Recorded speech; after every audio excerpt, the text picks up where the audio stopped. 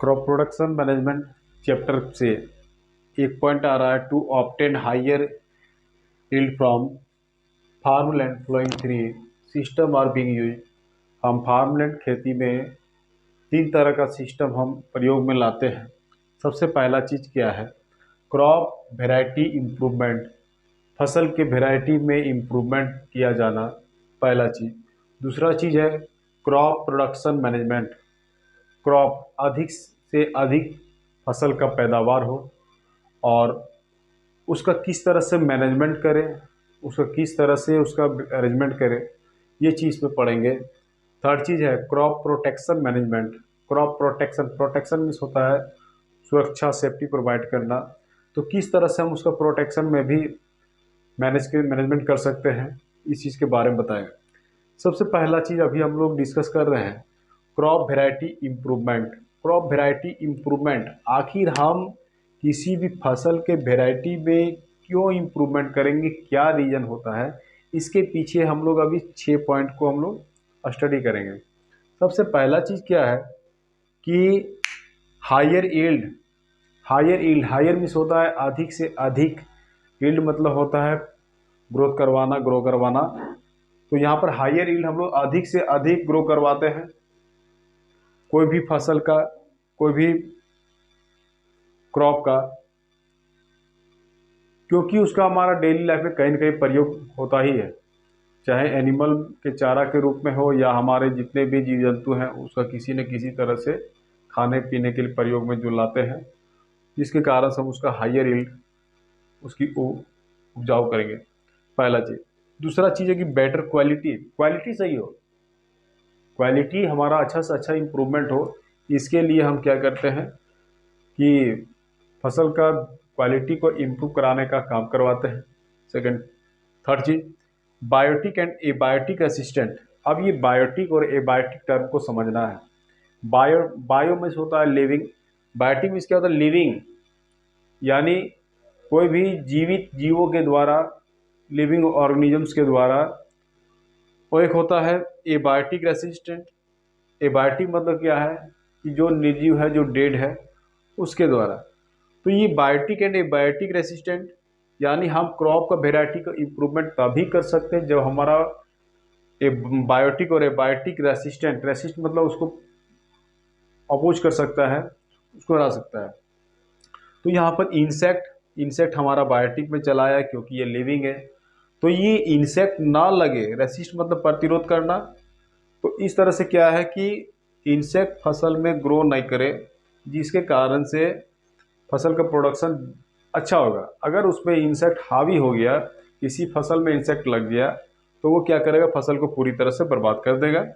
Paste resist, paste यहाँ पर भी देखते हैं कि बहुत सारे माइक्रो ऑर्गेनिजम्स वगैरह उसमें ग्रो कर जाते हैं, कुछ ऑर्गेनिजम्स फंगीकाई वगैरह ग्रो कर जाते हैं, तो उसको वो क्या करते हैं? किल करने का काम करता है।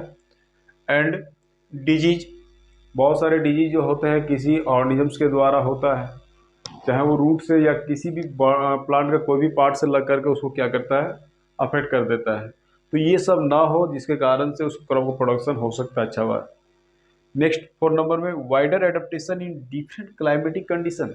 वाइडर एडेप्टेशन, अगर मान लो कि एक वाइड रेंज एरिया में हम अगर फसल लगाए हैं, तो वो फसल में क्या चाहिए कि क्लाइमेटिक कंडीशन, जहाँ पर जिस जगह में जो फसल लगा है वहाँ की क्लाइमेट क्या है और उस क्लाइमेट के अकॉर्डिंग वो कैसे इम्प्रूवमेंट कर सकता है फसल में, ये हमारा आ गया क्लाइमेटिक कंडीशन के अकॉर्डिंग क्या है? एडेप्टेशन। एडेप्टेशन मीन्स क्या? उससे मौसम के अनुकूल ढल जाना, उस परिवेश के अकॉर्डिंग ढल जाना। उसके बाद क्या है? अर्ली मैचुरेशन, मतलब शॉर्ट ड्यूरेशन में बहुत ही जल्दी क्या होगा? रैपनिंग ऑफ फ्रूट्स, जो भी फसल होगा, क्रॉप होगा, वो शॉर्ट टर्म में सही तरह से मैच्योर हो जाए, सही तरह से पक जाए। नेक्स्ट क्या है? Better response of to fertiliser. Fertiliser जो हम लोग उसमें प्रयोग कर रहे हैं वो क्या हो कि बेटर रिस्पॉन्स, उसका रिस्पॉन्स अच्छा हो। किस, हाँ, हमने जो मतलब कि फर्टिलाइजर का उपयोग किया, हाँ, उसके द्वारा फसल में कुछ मेरा इम्प्रूवमेंट है, ग्रोथ है, हो रहा है, ये चीज़ हम इसमें देखते हैं।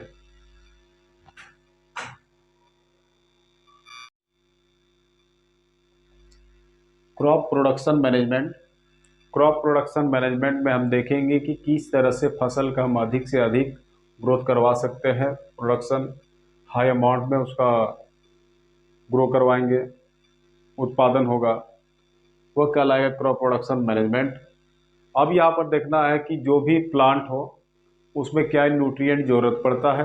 कुछ ऐसे प्लांट होते हैं मैक्सिमम ज़्यादातर जो कि मिट्टी में के साथ ग्रो करते हैं, मिट्टी पर से ही ग्रो करते हैं। कुछ ऐसे प्लांट होते हैं जो बिना मिट्टी के ग्रो करते हैं, केवल एक्वेटिक मीडियम में पानी की सरफेस में रह करके ग्रो करते हैं। वैसे प्लांट को कहा जाता है सॉइललेस ग्रोथ या फिर hydroponic plant. Hydro means water और ponic means including water. Nutrient material उसी के एक्वेटिक मीडियम में डाला जाता है और उसी के द्वारा जो ग्रो करता है उसको क्या कहते हैं, हाइड्रोपोनिक प्लांट कहते हैं। एग्जाम्पल में होता है मखाना, जो कि बृहद मात्रा में हाइड्रोपोनिक प्लांट के रूप में उसका प्रोडक्शन किया जाता है। अब यहाँ पर न्यूट्रिएंट, जो भी प्लांट है उसको न्यूट्रिएंट चाहिए ही चाहिए। तो न्यूट्रिएंट को यहाँ दो तरह से बांटा गया है, एक माइक्रो न्यूट्रिएंट्स, एक मैक्रो न्यूट्रिएंट्स। माइक्रो न्यूट्रिएंट्स क्या होता है कि जो हमारा अर्थ सरफेस में लिटिल अमाउंट में है। माइक्रो मीन्स होता है टर्म की बहुत ही कम, सूक्ष्म, यानी जिसका कम से कम मात्रा में हमारा अर्थ सरफेस में फैला है अक्रेंस है, पाया जाता है। और जिसका उपयोग किया जाता है वो जैसे कि ferrous, copper, zinc, boron, molybdenum, chlorine. अब उसके बाद देखा जाए कि मैक्रो न्यूट्रिएंट्स। मैक्रो मीन्स क्या होता है, जो हमारे अर्थ सरफेस पर ज़्यादा मात्रा में पाया जा रहा है उसको हम लोग क्या करते हैं, मैक्रो न्यूट्रिएंट्स कहते हैं। अब यहाँ एक टर्म है NPK। N for nitrogen, P for phosphorus और K for potassium, Ca calcium, Mg magnesium, S for sulphur. अब यहाँ पर आगे देखते हैं कि सोर्स ऑफ प्लांट न्यूट्रिएंट्स। कुछ ऐसे प्लांट का न्यूट्रिएंट जो है जो हमारा एयर से भी मिलता है, जो हमारा वाटर भी मिलता है और सॉइल से मिलता है। तो एयर क्या मिलता है, CO कार्बन डाइऑक्साइड। वाटर क्या मिलता है, फार्मूला H2O देखते हैं तो उसमें हाइड्रोजन और ऑक्सीजन मिलता है। सॉइल मिट्टी से जितना न्यूट्रिएंट देखें वो सभी N है, P है, K है, Ca, Mg, BO, MOC, ACTC, ये सब हम देख रहे हैं कि ये सब न्यूट्रिएंट मटेरियल है। ये प्लांट को डिफरेंट सोर्सेज से मिलता है, एयर से मिलता है, वाटर से मिलता है, सॉइल से, मिट्टी से मिलता है। उसके बाद हम लोग देखते हैं कि most important nutrients needs for plant are. Plant को ग्रो करने के लिए जितने भी न्यूट्रिएंट्स है वो सभी में NPK जो है ये मिलना चाहिए। इसके द्वारा वो क्या है, वो nitrogen, potassium, phosphorus, K for potassium.